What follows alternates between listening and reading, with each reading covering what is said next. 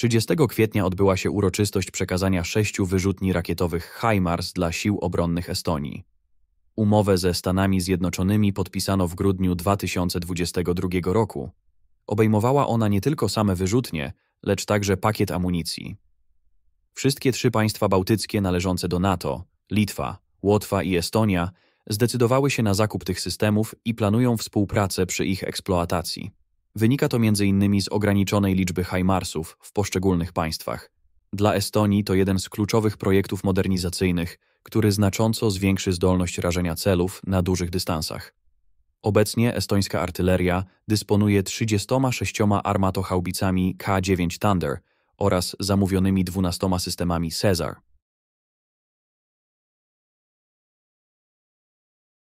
Dania ogłosiła plan zakupu baterii rakietowych, które mają zwiększyć możliwości obrony wewnętrznych wód terytorialnych, w tym kluczowych cieśnin Bałtyku.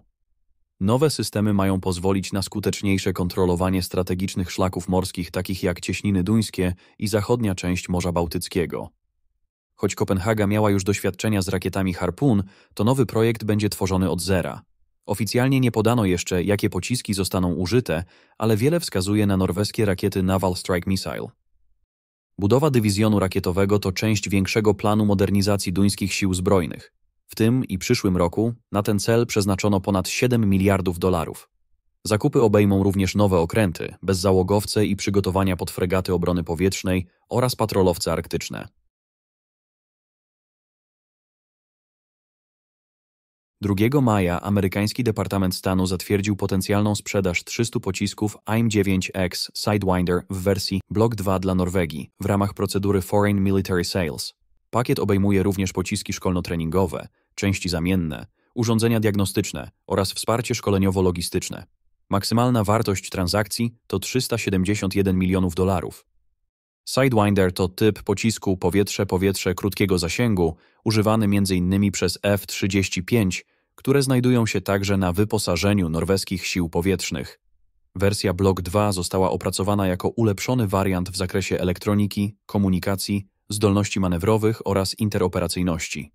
Pocisk wykorzystuje zaawansowaną głowicę, która umożliwia identyfikację celu na podstawie jego obrazu termicznego, a nie jedynie punktowego źródła ciepła.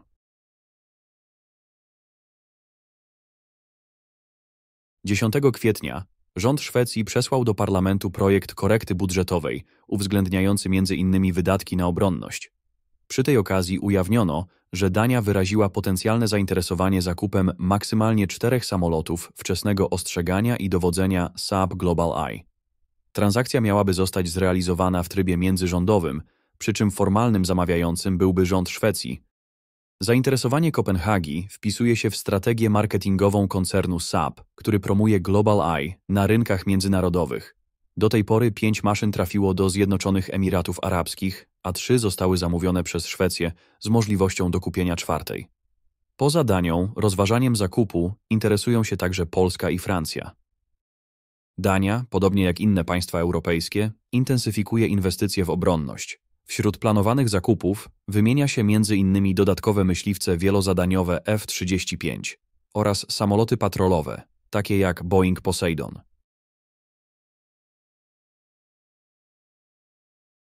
W połowie maja niemiecki resort obrony zamówił w imieniu Niderlandów 46 czołgów Leopard 2A8.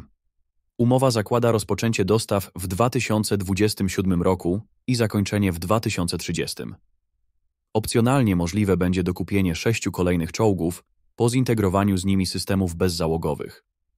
Choć nie ujawniono wartości kontraktu, szacuje się ją na maksymalnie 2,5 miliarda euro. Holenderski batalion pancerny, który otrzyma te czołgi, będzie liczył około 500 żołnierzy i zostanie rozmieszczony w Dolnej Saksonii.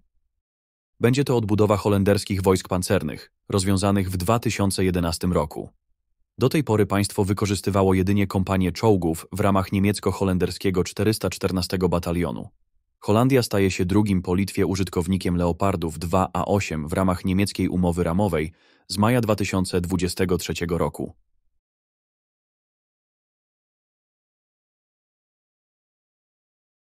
25 kwietnia do Chorwacji dostarczono ostatni 12 samolot bojowy Dassault Rafale F-3R finalizując kontrakt zawarty z Francją w 2021 roku. Maszyny pochodzą z zasobów francuskich sił powietrznych, przeszły przeglądy i adaptacje, a zakup obejmował także szkolenie personelu, uzbrojenie i wsparcie logistyczne. Zastąpiły przestarzałe MiG-21. Całość kosztowała Chorwację blisko 1 miliard euro i stanowi największy projekt modernizacji jej sił zbrojnych. Samoloty będą realizować zarówno zadania narodowe, jak i wspierać operacje NATO. Chorwacja jest trzecim europejskim użytkownikiem Dassault Rafale, obok Francji i Grecji. Większość zagranicznych kontraktów na te myśliwce zawierana jest jednak poza Europą, głównie w Azji i Egipcie. Pod koniec kwietnia Departament Stanu USA zatwierdził polskie zapytanie ofertowe na zakup 400 pocisków powietrze-powietrze AIM-120D3 AMRAAM wraz z częściami, szkoleniem i wsparciem eksploatacyjnym. Potencjalna transakcja o wartości do $1,330 milionów ma zostać zrealizowana w ramach procedury Foreign Military Sales, a umowa może zostać podpisana jeszcze w tym roku. Pociski umożliwiają zwalczanie celów na dystansie ponad 150 km. Trafią do F-16 i F-35. W sierpniu ubiegłego roku zawarto umowę na starszą wersję AIM-120C8, których dostawy zostaną zrealizowane w latach 2029-33.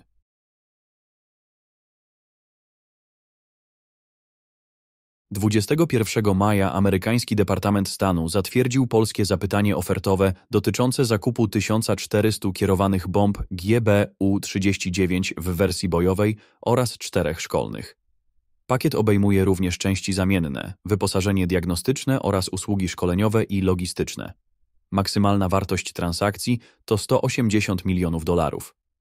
Nowe uzbrojenie zasili eskadry samolotów F-16, a docelowo również F-35.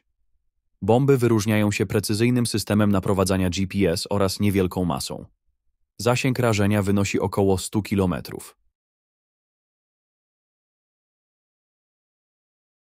W połowie maja do amerykańskiego Senatu wpłynął wniosek dotyczący zgody na sprzedaż Polsce 788 pocisków PAC-2 Guidance Enhanced Missile Tactical dla systemu obrony powietrznej Patriot. Maksymalna wartość tej transakcji to prawie $6 miliardów. Pociski mają zasięg do 160 km i są przeznaczone do zwalczania szybkich celów aerodynamicznych, uzupełniając w tym zakresie rakiety PAC-3 Missile Segment Enhancement, które skuteczniej neutralizują cele balistyczne, ale mają mniejszy zasięg przy zwalczaniu samolotów.